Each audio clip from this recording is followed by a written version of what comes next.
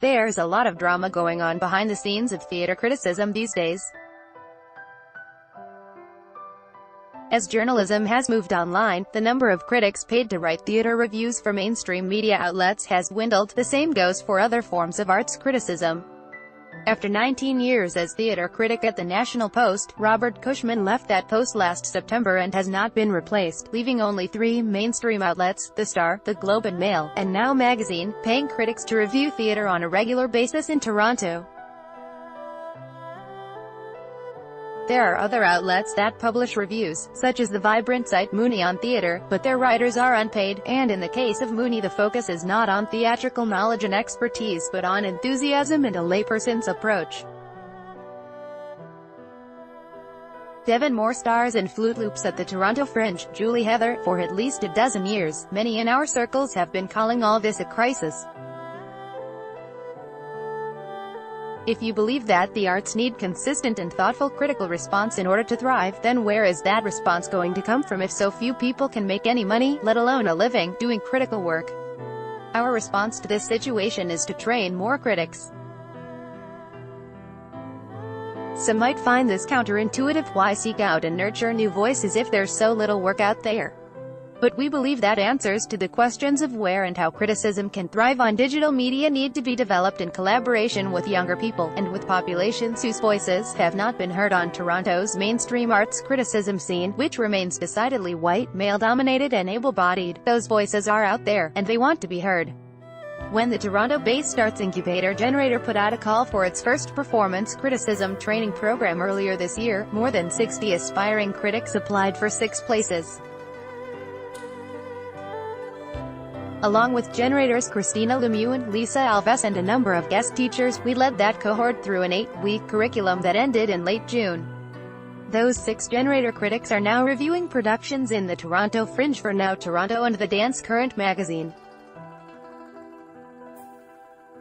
Article continued. Below. Now we are teaching a cohort of 22 University of Toronto undergraduates in an intensive course called Reviewing the Toronto Fringe. You can read the selection of their Fringe reviews here. Read more. It's Theatre Christmas in July with 158 shows at the Toronto Fringe Festival. Our approach to criticism training calls on Karen's experience teaching the subject at Brock University, and before that at universities in the UK and Ireland. A basic principle is getting trainee critics straight into the thick of seeing shows and writing about them, while at the same time studying the functions of criticism and where it fits in cultural ecosystems. Serendipitously, these courses have overlapped with the Toronto Fringe Festival, matching these batches of new critical voices with the emerging artistic creators and productions that can use a variety of responses the most. The participants in our programs have ranged from practicing artists, to academics, to emerging journalists, to designers, stage managers, and other technical roles, bringing together a diversity of professional experience as well as lived. Their motivations span from a need to get more writing experience, particularly under strict deadlines, to a desire to improve critical discourse in their own community and to lead that change. And in the vast majority of the work we've seen so far, there has been an undeniable ownership of voice and perspective. The reviews we've read are by writers who are eager to place themselves in relationship to those who are making the art and those it is made for, and to respond to that dynamic. Emboldened by the intersectional analysis of identity, privilege and space that social media has fostered, and that is now so much of the life world of younger generations, these are not writers who are interested in only staying within their bubble. They ask why they are expected to join ones that don't reflect them. Toronto theatre has a lot of work to do.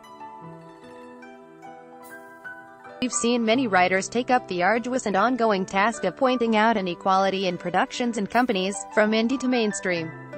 It has been an eye-opening experience to watch an emerging critic who uses a wheelchair face challenges just getting in the door.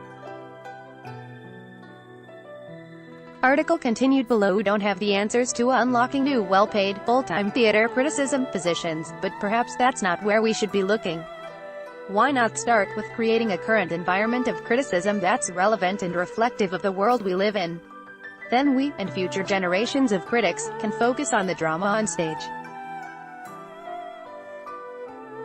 Karen Fricker and Carly Mag are Toronto-based freelance theatre critics for The Star.